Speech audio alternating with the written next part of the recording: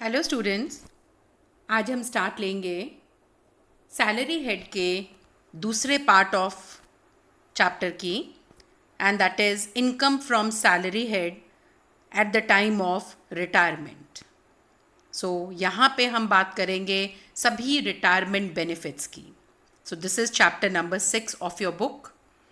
सो यहाँ स्टार्ट लेने से पहले हम यहाँ पे डिस्कस करेंगे कि हम कौन कौन से रिटायरमेंट बेनिफिट्स इस चैप्टर में डिस्कस करने वाले हैं, जिसमें सबसे पहले हम डिस्कस करेंगे gratuity, then pension and commuted value of pension, then earned leave salary, then compensation on retrenchment, next है compensation on voluntary retirement, and the last जो हम डिस्कस करेंगे इस चैप्टर में वो है the amount, the lump sum that you receive from the various provident funds.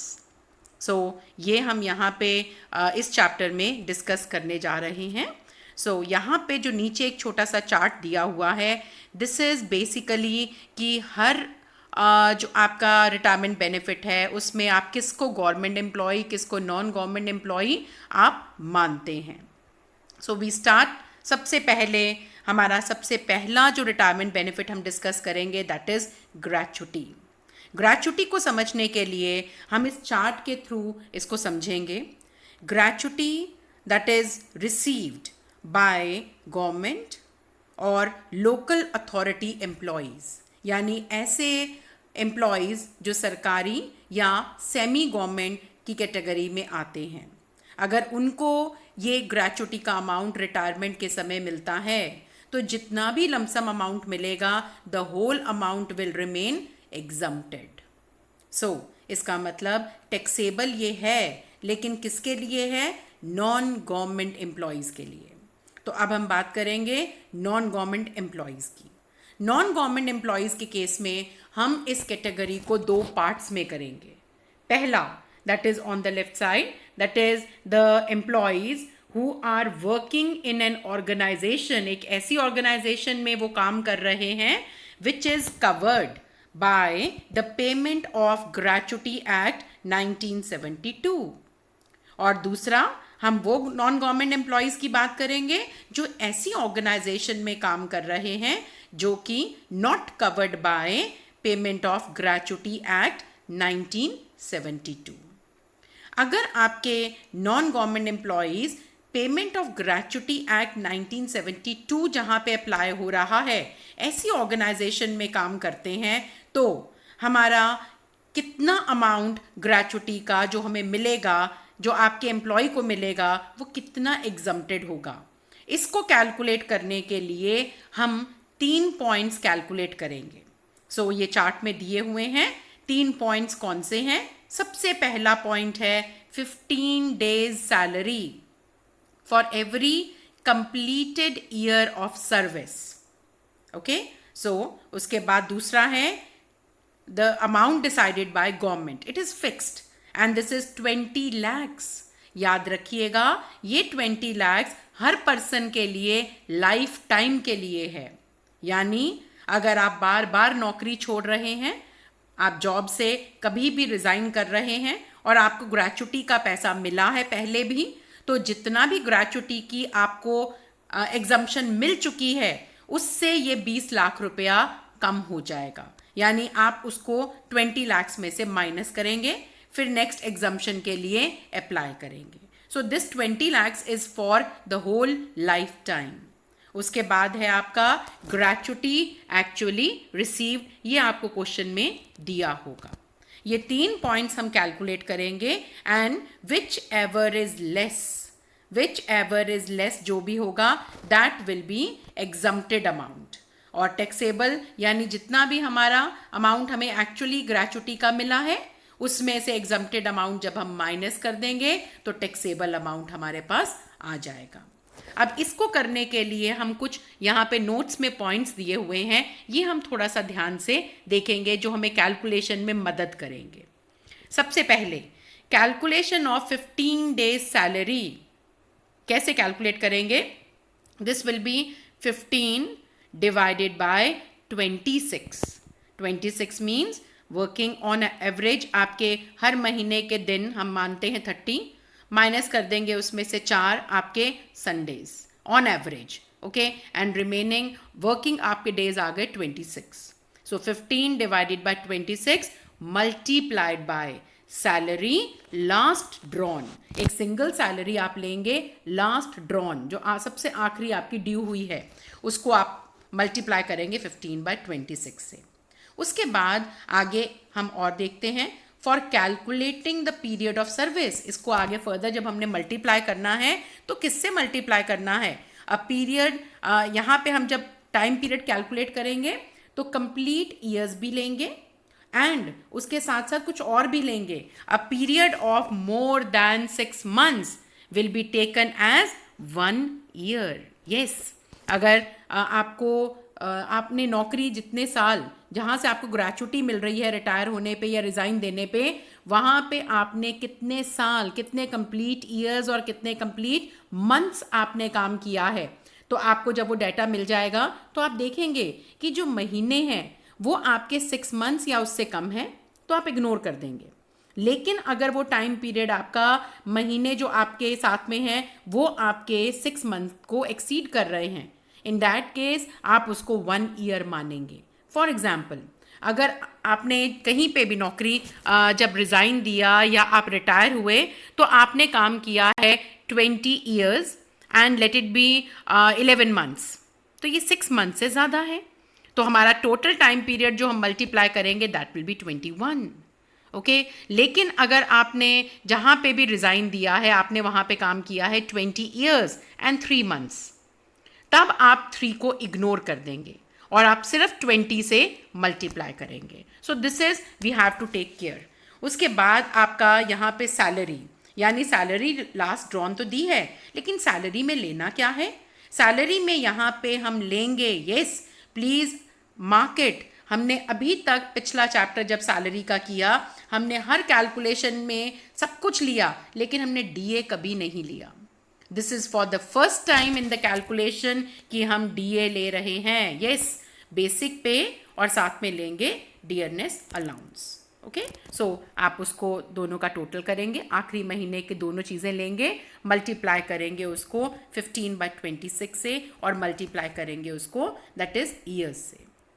उसके बाद हम बात करेंगे कि अगर payment of gratuity act applicable नहीं है तब कैलकुलेशन हम किस तरह से करेंगे. इसमें 3 पॉइंट्स हम कैलकुलेट करेंगे. फर्स्ट, 1/2 month सैलरी, यानी 1/2 से आप मल्टीप्लाई करेंगे for each year of completed service. यहाँ पे ध्यान रखिएगा कि जब आपका payment of gratuity act 1972 apply हो रहा था तब हमने 6 months से ज़्यादा के महीनों को कंसिडर किया है. लेकिन इस कैटेगरी में जहाँ पे payment of gratuity act 1972 applicable नहीं है, यहाँ पे हम सिर्फ कंप्लीट ईयर्स लेंगे. यानी अगर आपने जॉब करने से पहले 20 years और 11 months काम किया है तो हम 11 को इग्नोर कर देंगे. 20 years 3 months काम किया है तो 3 months को भी इग्नोर कर देंगे. यानी इस कैटेगरी में आपने सिर्फ कंप्लीट ईयर्स लेने हैं, मंथ्स को इग्नोर करना है. Okay, so 1/2 multiply by years. Okay, और उसके साथ साथ हम क्या करेंगे, that is the average salary. Okay, इसको हम मल्टीप्लाई करेंगे, ये हमारा पहला पॉइंट आएगा. सेकेंड पॉइंट सेम है, लाइफ टाइम के लिए आपकी अमाउंट डिसाइडेड है 20 lakhs और ये कम होती जाएगी जितनी बार आप इसमें से एग्जम्पशन लेते जाएंगे. और लास्ट पॉइंट भी सेम है, ग्रेचुटी एक्चुअली रिसीव्ड. अब यहाँ पे नोट्स में क्या ध्यान रखने वाले पॉइंट्स हैं. सबसे पहला, calculation of 1/2 month salary will be on the basis of the average salary of last 10 months preceding the retirement और डेथ. यानी जिस समय ये इवेंट ऑकर हुआ है, यानी जिस समय आपने रिटायर हुए हैं, वो महीने से इमीडिएटली पहले के महीने तक 10 महीनों की आप सैलरी लेंगे और उसका निकालेंगे एवरेज. यानी 10 महीनों की सैलरी का टोटल डिवाइड बाय 10, आपके पास एवरेज सैलरी आ जाएगी, जिसको आपने 1/2 और कंप्लीट ईयर्स के नंबर के साथ आपने मल्टीप्लाई करना है. उसके बाद जो सेकंड पॉइंट है ये मैं आपको बता चुकी हूँ, for calculating the period of service no part of the year, यानी मंथ्स को आपने कंसिडर नहीं करना। उसके बाद आता है सैलरी कौन सी लेंगे। सैलरी यहाँ पे वही है जो पिछले चैप्टर में हमने प्रोविडेंट फंड के समय जिक्र किया था या हमने एचआरए के समय भी बात करी थी, एंड दैट इज 3 पॉइंट्स। कौन कौन से? बेसिक सैलरी, ओके, डियरनेस पे एंड कमीशन ऑन टर्नओवर। सो ये पॉइंट्स आप ध्यान में रखेंगे जब हम आगे इलस्ट्रेशंस करेंगे। So we start with illustration number 1. After serving for 33 years and 9 months in Bharat Chemicals Limited, Mr. X, who is covered under the Payment of Gratuity Act. So यहाँ पे Payment of Gratuity Act applicable है, तो याद रखिएगा ये जो ऊपर 33 years and 9 months है, बिकॉज मंथ्स का टाइम पीरियड 6 महीने से ज़्यादा है, तो हम जब कंप्लीट ईयर्स लेंगे that will be 34, 33 plus 1, okay, because payment of gratuity act applicable है. So he retires from service on 30th November. Okay, the employer pays him a gratuity, actual gratuity अब हमें मिल गई, और actual gratuity कितनी है? 9 lakhs. ये हमारा एक पॉइंट बन जाएगा. दूसरा पॉइंट हमें पता ही है और वो है 20 lakhs. अब हमें कैलकुलेट करना है पहले वाला पॉइंट. पहले वाला पॉइंट के लिए हमारा फॉर्मूला याद है 15/26 मल्टीप्लाई बाय लास्ट सैलरी. अब सैलरी में आपने अभी मैंने थोड़ी देर पहले बताया था, सैलरी में होगा बेसिक सैलरी एंड डीए भी, पहली बार डीए. ओके, सो अब हम देखते हैं his monthly basic salary eight the time of the retirement was 30,000, ये लेंगे, और डीए दिया हुआ है 9,000 का, ये भी लेंगे for the calculation of gratuity, लेकिन एचआरए कंसिडर नहीं करेंगे. सो हमारी लास्ट सैलरी कितनी बन जाएगी? 39,000 मल्टीप्लाई बाय 15/26 और मल्टीप्लाई करेंगे इसको 34 से. ओके, 3 पॉइंट्स आ जाएंगे. 20 lakhs नेक्स्ट है, लास्ट है 9 lakhs. तीनों में से which ever is less, the amount less is 7,65,000. This is exempted, और इसको आप 9 lakhs में से जो एक्चुअली मिला है उसमें से माइनस कर देंगे, एंड टैक्सेबल अमाउंट कितना आएगा? 1,35,000. सो नेक्स्ट आते हैं illustration 2. C. Lewis retired on 20th February 2020 from the post of the manager of a company after 25 years of service.